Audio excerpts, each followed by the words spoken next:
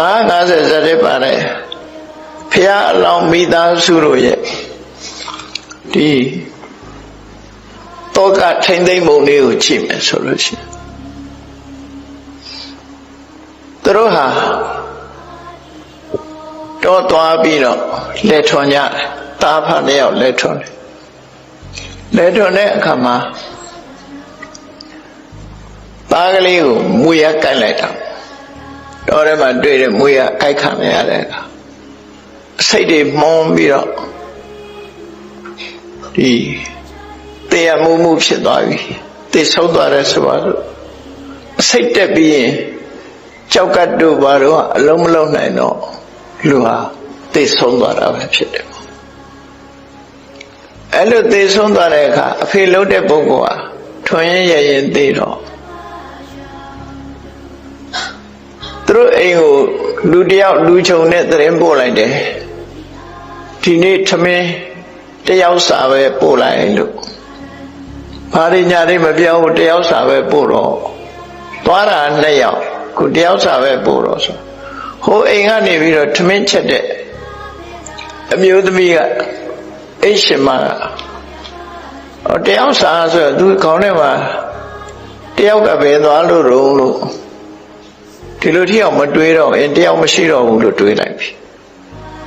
အဲ့တော့မှားလိုက်သူကဘယ်သူလဲလူကြီးကမှားတာလားလူငယ်ကမှားတာလားဆိုလူကြီးလှုပ်တဲ့လူကမှားတယ်လို့ဆိုဒါဖြင့်ငါသားသိတာဖြစ်မယ်သူကလည်းတယောက်စာလေးယူပြီးလာတယ်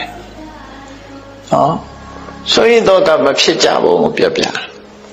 သိသွားပြီဆိုတာကိုဆိုရင်တော့ကမဖြစ်ဘူး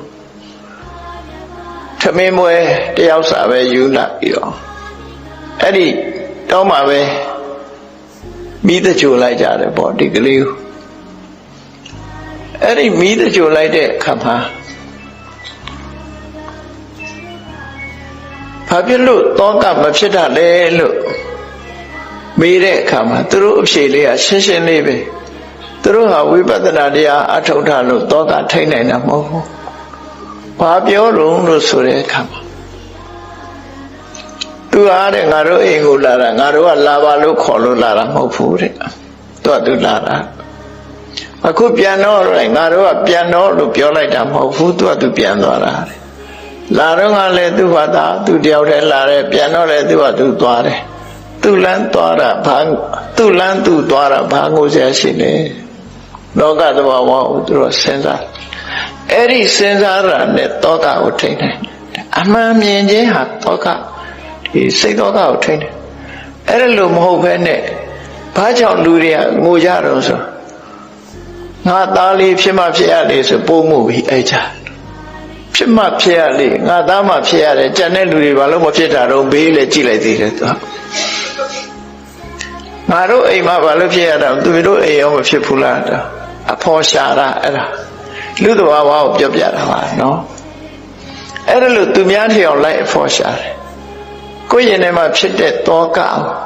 လိုက်ပြီးတော့ညှိပြီးတော့သူကလှုပ်ချင်တဲ့သဘောငါတို့မှဖြစ်ရလေခြင်းဆိုတဲ့ရှူကြုံမရတဲ့စိတ်ကတောကဖြစ်လာစေအေးသေးတယ်ဆိုတာလူသဘာဝပဲသူ့ကိုငါတို့ကမုန်းလို့နှင်ထုတ်လိုက်တာလည်းမဟုတ်ဘူးလာတော့ကလည်းသူ့ကိုချစ်လို့ခေါ်ထားတာလည်းမဟုတ်ဘူးအေးသူချိန်တန်တော့သူအိမ်ပြန်နာပဲလို့ဒီလိုပေါ်ပေါ်လေးတွေးလိုက်တာဒီပဲလေတောကဖြစ်ပြီးတော့ငိုကြွေးတာမလုပ်ကြဘူးတဲ့အဲ့တော့မှန်ကန်တဲ့အတွေးတစ်ခုဟာရှင်တွေကတောကကိုဖယ်ရှားနိုင်တယ်လို့သူဆိုလို့ရပေါ့ဒါကြောင့်အမှန်မြင်မှုဆိုတာကိုယ့်ကိုစဉ်းစားထားကြမှာဖြစ်တယ်အေးလူဆိုတာမွေးလာကြတဲ့ကသိဖို့ပဲဆိုတာစဉ်းစားထားအဲ့ဆိုရင်တကယ်သိရမယ်ဆိုရင်သိပြီးတော့ကမဖြစ်ကြအဲ့ဒါလို့မဟုတ်ဘဲနဲ့မသိဘူးသူတို့သာသိတာငါမသိဘူးလူတွေကပြောကြသေးတယ်သူသိငါပို့သူသိတာသူရှိပဲငါမပါဘူးအပြန်အလှန်ပြောကြသေးတယ်နော်သူသိရင်ငါပို့မယ်တဲ့ငါပို့တော့သူသိတယ်တဲ့အဲ့ဒါလို့သိတဲ့ဘက်ကိုသူများကိုပဲထားပြီးတော့ကိုယ့်ဘက်ကိုမထား အဲ့ဒါလို့အတွေးတွေဖြစ်ပြီးတော့ဖြစ်မဖြစ်ရလေခြင်းဆိုတဲ့ရှုကြုံမရမှုကြောင့်လူတွေကတောကဖြစ်ကြတာကိုယ်လည်းဆုံးရှုံးနစ်နာခြင်းတစ်ခုလို့တွေ့တယ်ဒါကြောင့်ဒီရိုးရိုးလေးစဉ်းစားပြီးအမှန်မြင်မယ်ဆိုလို့ရှိရင်အတော်အသင့်တောကဟာထိမ့်သိမ့်နိုင်ဆိုပါစို့ပစ္စည်းလေးတစ်ခုကိုရထားတယ်ဓမ္မိုးကြီးမားတဲ့ပစ္စည်းတစ်ခုရဟုတ်ပြီငါနဲ့ထိုက်လို့ငါရထားတယ်ရထားတဲ့ပစ္စည်းသူများလက်ထဲပါသွားတဲ့အခါကျဩငါလက်ထဲမှာ तू မထိုက်တန်တော့လို့ तू ထွက်သွားတာပဲလို့ဒီလိုတွေးနိုင်မဲ့ဆိုရင်တော့နှမျောတတ်တာပြီးဖြစ်နေမှာမဟုတ်ဘူးပေါ့ပစ္စည်းကလည်းသင်္ခါရလူကလည်းသင်္ခါရဒီပစ္စည်းဆိုတာ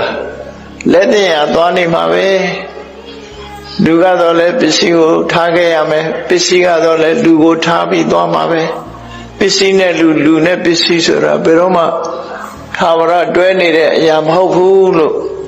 စောစောကလေးကကြိုတင်စဉ်းစားထားရင်ထိုပစ္စည်းပေါ်မှာနှမျောတတ်တာမှုဆိုတာလျှော့ချထားနိုင်မှာဖြစ်တယ်အမှန်မြင်မှုဟာစိတ်ရဲ့အေးချမ်းမှုဖြစ်စေအဲ့တော့မအေးချမ်းတော့အပူတွေပူဆွေးတာပဲဖြစ်တယ်အပူတွေပူဆွေးတာတည်သွားတဲ့လူကိုပူမယ်ဆိုလို့ရှိရင်လည်းပြန်လာမှလည်းမဟုတ်ဘူးငိုသည့်အတွက်ကြောင့်မျက်ရည်ကုန်ရုံပဲရှိတယ်ပြန်လည်းမလာဘယ်တော့မှပြန်မလာမှန်ကန်တဲ့ဟာမဟုတ်သို့သောလူတွေကမကန်ပဲဒီလိုပဲတွေးတော်ပြီးတော့ရှင်ထုမနာဖြစ်နေကြတာအဲ့ဒီချိန်မှာရင်မက်ကိုထုမနာဘူးတဲ့ထုချီပဲဆိုအဲ့ဒါခေါ်ရလားမသိရင်ထုမနာဆိုအဲ့ဒါလို့မကန်တရားသဘောနဲ့စဉ်းစားနိုင်လို့ရှိရင်လူတွေဟာတောကကိုကြော်လွှားနိုင်မှာပဲဖြစ်တယ်ပေါ့မြတ်စွာဘုရားပေးတဲ့နည်းကတော့တောကကိုကြော်လွှားဖို့ဆိုတာကာယဝေဒနာစိတ်ဓမ္မလို့ခေါ်တဲ့တတိတရားနဲ့ပွားများအထောက်ရမယ်ရုပ်ခန္ဓာစိတ်ခံစားချက်ဝေဒနာစိတ်ရဲ့သဘောသဘာဝဉာဏ်တဲ့သဘာဝတရားတွေပေါ်မှာဆင်ញင်သုံးသပ်ခြင်းဆိုတဲ့တတိပဒံတရားကတောကတွေကိုလွန်မြောက်နိုင်တယ်လို့သူဟောတယ်အဲ့တော့မှန်ကန်တဲ့အတွေးတစ်ခုကလည်းတောကတွေကိုလျှော့ချနိုင်တယ်အတော်အသင့်လျှော့ချနိုင်တယ်လို့ဆိုအေးအမှန်မြင်မှုဆိုတာဝိပဿနာတရားနဲ့ကြည့်ရှုဆင်ញင်သုံးသပ်တဲ့အခါမှာအမှန်မြင်တာလေးကိုမြတ်စွာဘုရားအမှန်မြင်ပုံကိုတရားအထုတ်တဲ့ပုဂ္ဂိုလ်တွေဟာတဦးနဲ့တဦးအမှန်မြင်ပုံလေးကိုဓမ္မပဒဒေသနာတော်မှာဟောပြောတာအဲ့ဒီယဟန်တော်အတွက်ဥတည်ပြီးတော့မြတ်စွာဘုရားဟောတယ်လို့ဒီလိုပဲမှတ်ရမှာဖြစ်တယ်အဲ့တော့ဉာဏ်တဲ့ပုဂ္ဂိုလ်တွေလည်းပဲဒီပုံစံနဲ့မြင်မယ်ဆိုလို့ရှိရင်မှန်ကန်တဲ့လမ်းကြောင်းတစ်ခုပဲဖြစ်တယ်ပေါ့မြတ်စွာဘုရားဟောတဲ့ဒေသနာကဘာလို့ဆိုလို့ရှိရင်ဖိနုပမံကာယမိမံဝိတိတဝါကိုယ့်ရဲ့ယုတ်ခန္ဓာကိုယ်ကြီးကိုရှင်မြုပ်ဆိုင်ကြီးလို့ရှုမြင်သုံးသပ်ပါတဲ့တော့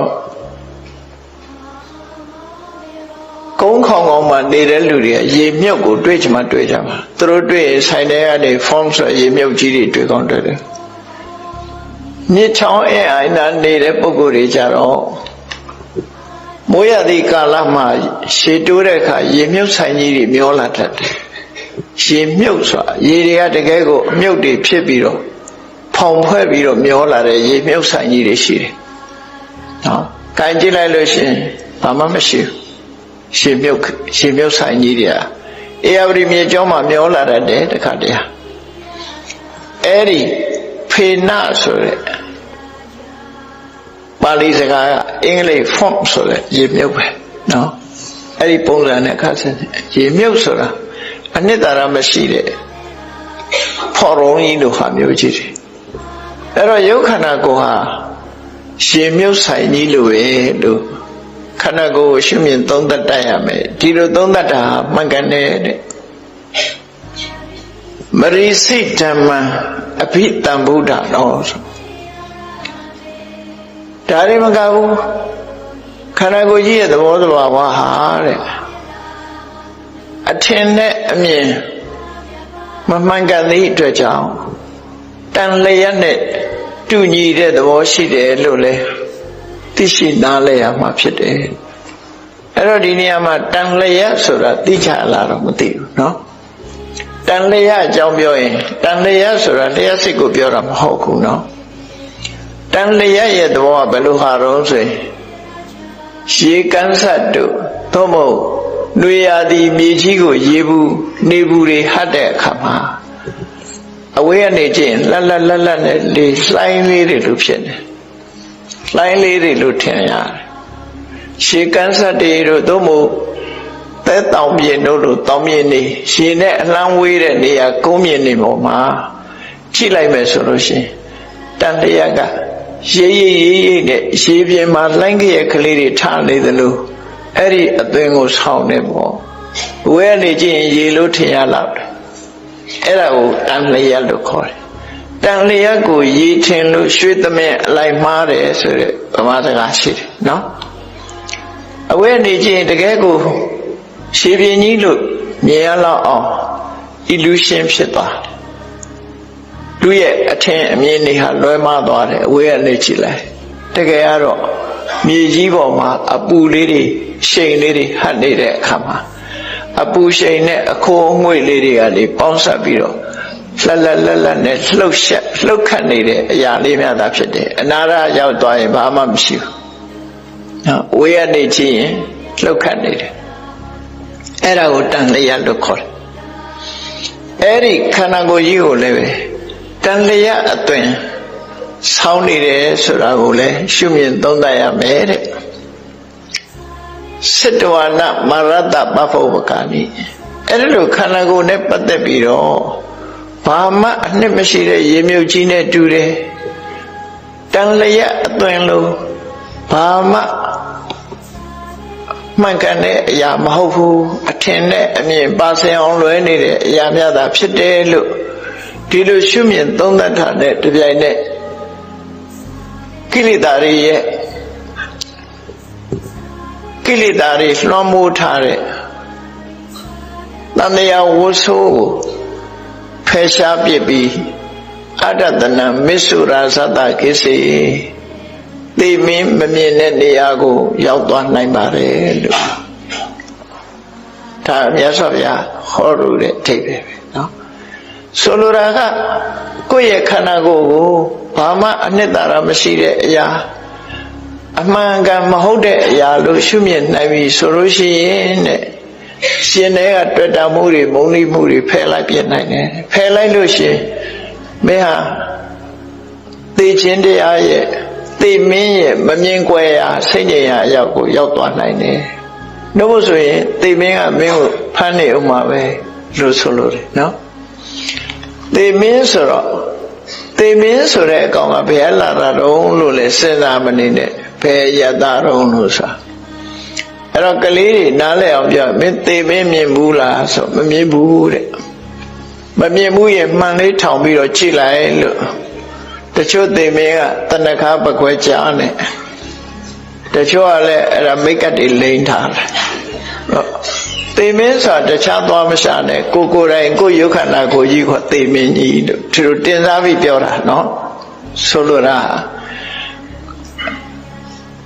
ဘုန်းကြီးတို့အရက်မှာတက္ကကြီးတယောက်ရှိတယ်သူ့အသက်မေးမကြိုက်ဘူးမကြိုက်ရင်လည်းမကိုသူကဘာပြောတော့အသက်ကိုလာမမေးနဲ့သိမင်းကြားသွားမဆုံးလို့အဲ့တော့သူကသိမင်းကိုအဝေးလာတယ်မှတ်နေတာသိမင်းကကြားပြီးသားပဲငကိုတဲ့သိမင်းကြားသွားမှဆုံးလို့ဒါတွေကတင်စားပြောတဲ့စကားတွေသိတတ်တဲ့ခန္ဓာကိုယ်ကြီးကိုဆုံးလို့တယ်ပေါ့ဘုန်းကြီးတို့တွေရထားတဲ့ခန္ဓာကိုယ်ကြီးကသိတတ်တဲ့ခန္ဓာကိုယ်ကြီးပဲအလုံးကပျက်စီးတတ်တဲ့အရာတွေကိုရထားတာဖြစ်တယ်အဲ့တော့မြတ်စွာဘုရားက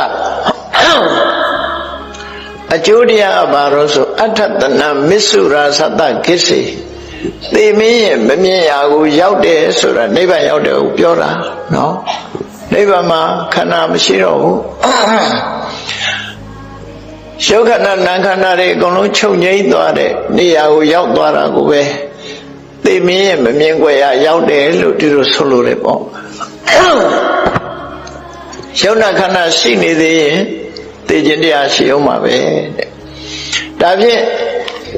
သိခြင်းတရားကင်းလို့အောင်ဘာတွေလုပ်ရတာတော့လို့ဆိုရင်ထဲကလောဘဒေါသမောဟဆိုတဲ့ကိလေသာအကြောင်းတရားတွေကိုရှင်းပြနိုင်မှသိမင်းရဲ့မမြင်ွယ်ရနိဗ္ဗာန်ကိုရောက်နိုင်တယ်လို့ဆိုအဲ့တော့နိဗ္ဗာန်ရောက်ကြောင်းတရားနိဗ္ဗာန်မရောက်နိုင်အောင်ဘယ်သူတွေကလုံနေတော့ဆိုရင်ဘုန်းကြီးတို့တွေရင်ထဲမှာဖြစ်နေတဲ့လောဘတွေဒေါသတွေကိလေသာတွေလုံနေတာပဲအဲ့ဒါတွေရှိနေသမျှနိဗ္ဗာန်ဆိုတာရမှာမဟုတ်ဘူးအဲ့ဒါတွေဖယ်လိုက်နိုင်ပြီဆိုရင်နိဗ္ဗာန်ရတယ်လို့သူတို့ပြော